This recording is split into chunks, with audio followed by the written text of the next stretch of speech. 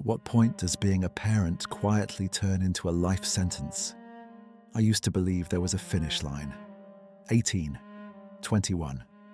Some invisible moment where the responsibility lifts and life finally begins again. But what happens when that moment never comes? And you realize the door you've been waiting to walk through was welded shut years ago? And worse, what if you helped weld it? I'm in my mid-50s now. My days are measured in energy instead of time. My back hurts in places it never used to. Sleep is lighter, patience thinner. Every decision feels heavier because there's less road ahead than behind. I live in a house where 3 adults occupy the same space, but only one of them is actually allowed to grow up. My daughter is 27 years old, on paper, chronologically, legally. But emotionally, she's frozen somewhere around 12, old enough to argue, too young to take responsibility. She moves through life like someone who expects gravity to stop working if she ignores it long enough. My partner, her mother, has always been the shield, the fixer, the enforcer, the rule maker, and the rule breaker. A helicopter parent who never landed, always hovering, always intervening. Every scraped knee smoothed over before it could teach balance. Every failure softened before it could teach resilience. And then there's me, the one standing off to the side, watching the feedback loop spin faster every year, knowing exactly how it ends, but punished every time I try to slow it down. The moment it really hit me wasn't during a big argument. It was quieter than that. I caught myself thinking, I'll just wait one more year. That was the shock, not her behavior, not the fights, not the tantrums. It was the realization that I'd been saying that same sentence for almost a decade. 18 came and went. Nothing changed. 19, 20, still there. 21, another promise to myself. Another year gone. Now she's 27, still in the same house, still locked in the same emotional patterns.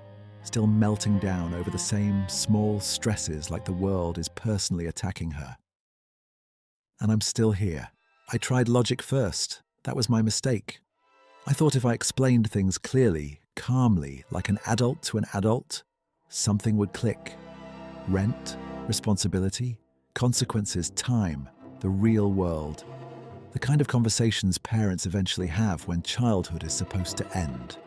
But logic doesn't work on emotionally irrational systems. It just gets chewed up and spit back out as blame. Trying to reason in this house is like trying to play chess against someone throwing dodgeballs. Different games, different rules, same board. And somehow, I'm always the one getting hit. Every attempt to intervene turns me into the villain. Every boundary becomes an act of aggression. Every suggestion gets reframed as control, criticism, or cruelty. So I stop talking. Then I resent the silence. Then the cycle resets. And the worst part isn't the chaos. It's realizing that the chaos might actually be necessary for them. Here's the truth I didn't want to admit for a long time. The dysfunction isn't accidental. It's functional. My partner and my daughter feed off each other's emotional reactions like 2 exposed wires sparking in a closed room. One explodes, the other ignites. Over and over. Anger creates purpose. Conflict creates meaning. Without it, there's nothing holding the structure together. If my daughter grows up, the system collapses. If my partner lets go, the control evaporates. And if I step in, I threaten the whole arrangement. So I get punished. I've physically put myself between them before.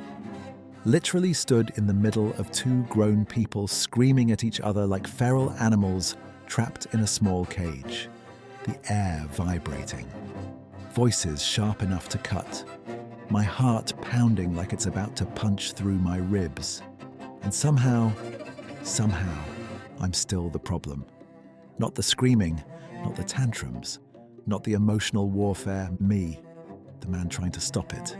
The arguments are always the same, different details, same pattern. One of them explodes, the other escalates. Someone storms off, doors slam, tears, accusations, revisionist history rewritten in real time. It's a merry-go-round from hell, and I can't get off without jumping. I'm exhausted, not just tired, depleted, emotionally bankrupt, carrying the physical, financial, and psychological weight of a family system that refuses to evolve. My daughter's emotional immaturity isn't just sad, it's dangerous. Because the real world will not tolerate tantrums. Employers won't absorb meltdowns. Relationships won't bend forever. Reality always collects its debt. And when that reckoning comes, it will be a very rude awakening, and I won't be able to save her. That's the lesson no one wants to face. Protecting someone from life doesn't make them stronger. It makes the fall worse. I need autonomy, independence, freedom. Not because I'm selfish, but because I'm human. Because time matters now. Because staying trapped in this dysfunction means sacrificing whatever years I have left to a cycle that never ends. I don't want revenge. I don't want blame. I just want out. If this story sounds familiar, stay with me. There's more coming. Subscribe and watch the next chapter, because this cycle doesn't break quietly.